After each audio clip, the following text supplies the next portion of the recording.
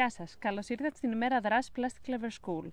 Ονομάζομαι Μαρίνα Γκρίσιν και είμαι υπεύθυνη των εκπαιδευτικών προγραμμάτων της Common Seas. Οι Common Seas μαζί με τα Kids Against Plastic τρέχουν τα προγράμματα Plastic Clever Schools και είμαστε ενθουσιασμένοι να σας φιλοξενήσουμε σήμερα στην πρώτη μας Διεθνή ημέρα δράσης Plastic Clever Schools. Πολύ σωστά καταλάβατε, συμμετέχουν σχολεία από όλο τον κόσμο. Τι σημαίνει λοιπόν να γίνεις Plastic Clever Schools? Σημαίνει να κάνεις προσεκτικές και ενημερωμένες επιλογές για τη χρήση των πλαστικών μιας χρήσης σου. Είναι μια δέσμευση να ελαχιστοποιήσεις το πλαστικό αποτύπωμά σου στην καθημερινότητά σου, ενώ συγχρόνως να ευαισθητοποιηθείς για τις περιβαλλοντολογικές επιπτώσεις που έχουν τα πλαστικά. Τώρα, γιατί το πλαστικό είναι πρόβλημα? Ας αφιερώσουμε ένα δευτερόλεπτο στο πλαστικό. Μπορείς να σκεφτείς πόσο πλαστικό έχεις δει από σήμερα το πρωί μόνο? Μάλλον αρκετό. Έχεις χρησιμοποιήσει πιθανόν μια πλαστική οδοντόβουρτσα ή έχεις χθενίσει τα μαλλιά σου με μια πλαστική βούρτσα. Μπορεί και να έχεις ρίξει και δημητριακά σε ένα μπολ από μια πλαστική σακούλα. Βλέπεις, το πλαστικό είναι παντού γύρω μας. Το πλαστικό όμως είναι και ένα πολύ χρήσιμο υλικό.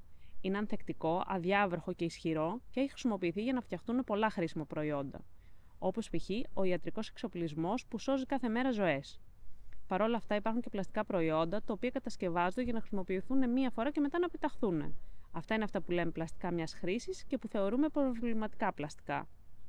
Το ήξερες ότι κάθε χρόνο καταναλώνονται στον κόσμο 600 δισεκατομμύρια πλαστικά μπουκάλια νερό, τα οποία αν τα ενώσεις από άκρη σ' άκρη μπορούν να τυλίξουν τη γη 3.000 φορές. Το πλαστικό είναι δυστυχώς παντού. Φτάνει και στον ωκεανό, όπου παγιδεύεται από ρεύματα και μεταφέρεται σε όλο τον κόσμο. Σε κάποια σημεία μάλιστα του κόσμου αυτά τα ρεύματα κινούνται σε κύκλους και αυτό το ονομάζουμε στρόβιλους. Εκεί πέρα μπορεί να κάτσουν για πολύ μεγάλο χρονικό διάστημα, όπου διασπούνται σε μικρότερα και μικρότερα κομμάτια που λέγονται μικροπλαστικά. Οι επιστήμονες μάλιστα σε εκείνα τα σημεία το νερό το ονομάζουν πλαστική σούπα. Αυτά δυστυχώς δεν είναι καλά νέα για τη θαλάσσια ζωή του ωκεανού.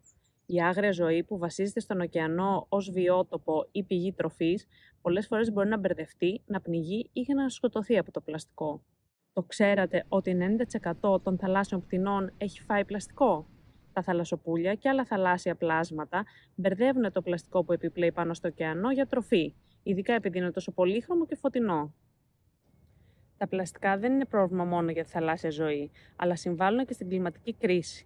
Οι ανθρώπινες δραστηριότητες δυστυχώς επιταχύνουν τις κλιματικές αλλαγές, καθώς αυξάνονται τα αέρια του θερμοκηπίου όπως το διοξείδιο του άνθρακα που βγαίνουν στην ατμόσφαιρα και προκαλούν έντονες καιρικές συνθήκες, όπως πλημμύρες, ξηρασίες και καύσωνες.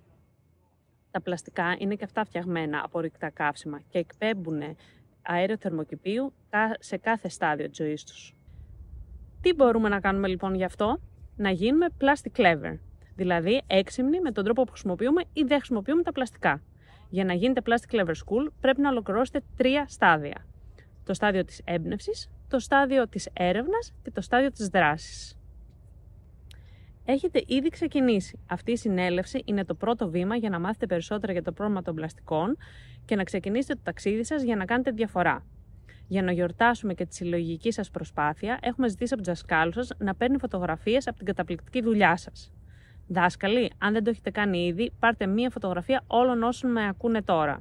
Και μην ξεχάσετε, αυτά πρέπει να τα ανεβάσετε όλα στον ιστότοπο των Plastic Clever Schools. Τώρα θα ήθελα να σας συστήσω σε 2 νέα παιδιά που κάνουν τεράστια διαφορά στην καθημερινή ζωή των ανθρώπων. Είναι μαθητές λυκείου, ιδρυτές περιβαλλοντικής οργάνωσης Άρτεμις και βοηθάνε στη μείωση της πλαστικής ρύπανσης στις ακτογραμμές της Ελλάδας. Γεια σου Γιώργο και Βασίλη! Γεια Μαρίνα! Γεια σε όλους! Είμαστε πολύ χαρούμενοι που είμαστε μέρος αυτής της ημέρας δράσης. Τα ονόματά μας είναι Γιώργος και Βασίλης και είμαστε 17 ετών. Είμαστε παθιασμένοι με το περιβάλλον και να κάνουμε τον κόσμο καλύτερο. Προσπαθούμε να κάνουμε ό,τι μπορούμε για να κάνουμε διαφορά. Είμαστε ιδρυτές του Άρτεμις, ένας οργανισμός που κινητοποιεί ανθρώπους να κάνουν καθαρισμούς παραλιών.